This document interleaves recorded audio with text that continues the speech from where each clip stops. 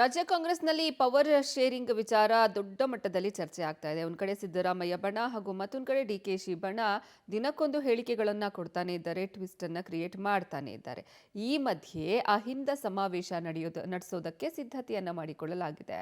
ಇದರ ಒಂದು ವರದಿ ಇದೆ, ನೋಡೋಣ. ಸಿಎಂ ಕುರ್ಚಿ ಕದನಕ್ಕೆ ದಿನಕ್ಕೊಂದು ಟ್ವಿಸ್ಟ್. ಮತ್ತೆ ಶಕ್ತಿ ಪ್ರದರ್ಶನಕ್ಕೆ ಸಜ್ಜಾದ ಸಿದ್ದು ಬಣ. ಮೈಸೂರಿನಲ್ಲಿ ಅಹಿಂದ ಸಮಾವೇಶಕ್ಕೆ ಸಿದ್ಧತೆ. ಸಿಎಂ ಸಿದ್ದರಾಮಯ್ಯಗೆ ರಾಜಕೀಯ ಸಂಕಷ್ಟ ಶುರುವಾದಾಗಲೆಲ್ಲ ಅಹಿಂದ ಸಮಾವೇಶ ಸದ್ದು ರಾಜ್ಯದಲ್ಲಿ ಮೊಳಗುತ್ತೆ. ಈಗ ಮತ್ತೆ ಸಿದ್ದರಾಮಯ್ಯಗೆ ರಾಜಕೀಯ ಸಂಕಷ್ಟ ಎದುರಾದ ರೀತಿಯ ಚರ್ಚೆ ಶುರುವಾಗಿದೆ. ಹೀಗಾಗಿ ರಾಜ್ಯದಲ್ಲಿ ಮತ್ತೆ ಅಹಿಂದ ಸಮಾವೇಶದ ಕೂಗು ಶುರುವಾಗಿದೆ.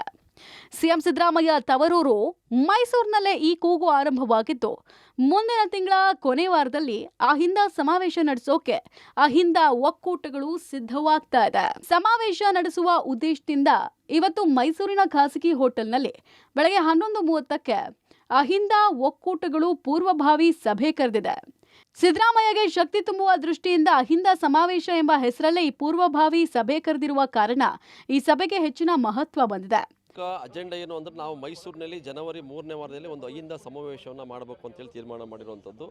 ಅದರಲ್ಲಿ ಸಿದ್ದರಾಮಯ್ಯನವ್ರನ್ನ ಬೆಂಬಲಿಸುವಂಥದ್ದು ನೈತಿಕವಾಗಿ ಸಮಾಜಕ್ಕೆ ಮತ್ತು ಇವತ್ತು ಎಷ್ಟು ಅನಿವಾರ್ಯತೆ ಇದೆ ಸಿದ್ದರಾಮಯ್ಯನವರ ಪ್ರಸ್ತುತತೆ ಅನ್ನೋದ್ರ ಬಗ್ಗೆ ಜನಕ್ಕೆ ಮನವರಿಕೆ ಮಾಡುವಂಥ ಕೆಲಸ, ಮತ್ತು ಅವರು ನಡೆದು ಬಂದಂಥ ದಾರಿ ಬಗ್ಗೆ ಚರ್ಚೆ ಮಾಡಬೇಕಾಗಿರುವಂಥದ್ದು, ಮತ್ತು ಹೈಕಮಾಂಡ್ಗೆ ಮತ್ತು ಸಮಾಜಕ್ಕೆ ಸೊಸೈಟಿಗೆ ಇವತ್ತಿನ ಸೊಸೈಟಿಗೆ ಸಿದ್ದರಾಮಯ್ಯನ ಅನಿವಾರ್ಯತೆಯನ್ನು ಮನವರಿಕೆ ಮಾಡಿಕೊಡ್ಬೇಕಾಗಿದೆ. ಮೈಸೂರು ಮತ್ತು ಚಾಮರಾಜನಗರದ ವಿವಿಧ ಭಾಗಗಳಿಂದ ಅಹಿಂದ ಒಕ್ಕೂಟಗಳ ಮುಖಂಡರು ಈ ಸಭೆಯಲ್ಲಿ ಭಾಗವಹಿಸಲಿದ್ದಾರೆ. ಮುಂದಿನ ತಿಂಗಳು ನಡೆಸುವ ಅಹಿಂದ ಸಮಾವೇಶ ಯಾವ ರೀತಿ ನಡೀಬೇಕು, ಎಷ್ಟು ಜನ ಸೇರಿಸಬೇಕು ಎಂಬ ಬಗ್ಗೆ ಈ ಸಭೆಯಲ್ಲಿ ಚರ್ಚೆ ಆಗುತ್ತೆ. ಸಿದ್ದರಾಮಯ್ಯನವರಿಗೆ ಮುಖ್ಯಮಂತ್ರಿಗಳಾಗಿದ್ದಾರೆ, ಉಪಮುಖ್ಯಮಂತ್ರಿಗಳಾಗಿ ಭಾಳಷ್ಟು ಅಧಿಕಾರವನ್ನು ಅನುಭವಿಸಿದ್ದಾರೆ. ಇವತ್ತು ಕೊನೆ ಘಟ್ಟದಲ್ಲಿದ್ದಾರೆ.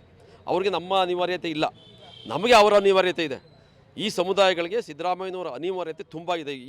ಇವತ್ತಿನ ಸಂದರ್ಭ ಕಷ್ಟನೂ ಇಲ್ಲ, ಯಾವ ಥರದ ಇದು ಇಲ್ಲ. ಯಾಕಂದ್ರೆ ನಾನು ಆಗಲೇ ಹೇಳ್ದಂಗೆ ಇದು ಯಾವುದೇ ಶಕ್ತಿ ಪ್ರದರ್ಶನ ಆಗಲಿ ಮತ್ತು ಯಾವುದೇ ರಾಜಕೀಯ ಸಭೆ ಅಲ್ಲ. ಇದು ಭಾಳ ಪ್ರಮುಖವಾಗಿ ನಾವೆಲ್ಲ ವಾಲೆಂಟ್ರಿಯಾಗಿ ಒಂದು ತೀರ್ಮಾನ ತೊಗೊಂಡು ಐದನೇ ಸಮುದಾಯಗಳು ಋಣ ನಮ್ಮ ಮೇಲಿದೆ. ಸಿದ್ದರಾಮಯ್ಯವ್ರ ಋಣ ನಮಗೆ ಕೆಲಸ ಮಾಡಿದ ಅವತ್ತು ನೋಡ್ರಿ, JDS ಪಾರ್ಟಿನ ಬಿಟ್ಟು ಬಂದರು ಐದಕ್ಕೋಸ್ಕರ. ಆ ಸಮುದಾಯಗಳ ಸಂಘಟನೆ ಮಾಡಿ ಆ ಸಮುದಾಯಗಳ ಮುಖ್ಯವಾಹಿನಿ ತರಲಿಕ್ಕೆ ಭಾಳಷ್ಟು ಯೋಜನೆಗಳನ್ನ ಕೊಟ್ಟಿದ್ದಾರೆ. ಅಷ್ಟು ಶ್ರಮ ಆಗ್ತಿರುವಂಥ ಒಬ್ಬ ವ್ಯಕ್ತಿಗೆ ಇವತ್ತು ನಾವು ಅವ್ರ ಜೊತೆಗೆ ನೈತಿಕವಾಗಿ ನಿಂತ್ಕೋಬೇಕಾಗಿರೋದು ನಮ್ಮೆಲ್ಲರ. ಒಟ್ಟಾರೆ ಮೈಸೂರಿನಲ್ಲೇ ಅಹಿಂದ ಸಮಾವೇಶ ನಡೆಸುವ ಮೂಲಕ ಕಾಂಗ್ರೆಸ್ ಹೈಕಮಾಂಡ್ಗೆ ಎಚ್ಚರಿಕೆ ಸಂದೇಶ ರವಾನಿಸುವ ಕೆಲಸವನ್ನ ಅಹಿಂದ ಒಕ್ಕೂಟಗಳು ಆರಂಭಿಸಿದೆ. ಅಲ್ಲದೆ ಅಹಿಂದ ಒಕ್ಕೂಟ ಸದಾಕಾಲಕ್ಕೂ ಸಿದ್ದರಾಮಯ್ಯ ಬೆನ್ನಿಗೆ ನಿಲ್ತಾವೆ ಎಂಬ ಸಂದೇಶವನ್ನ ರವಾನಿಸುವುದು ಈ ಸಮಾವೇಶದ ಉದ್ದೇಶ ಅನ್ನೋದ್ರಲ್ಲಿ ಯಾವ ಅನುಮಾನ ಇಲ್ಲ. KP Nagaraj, public TV, Mysuru.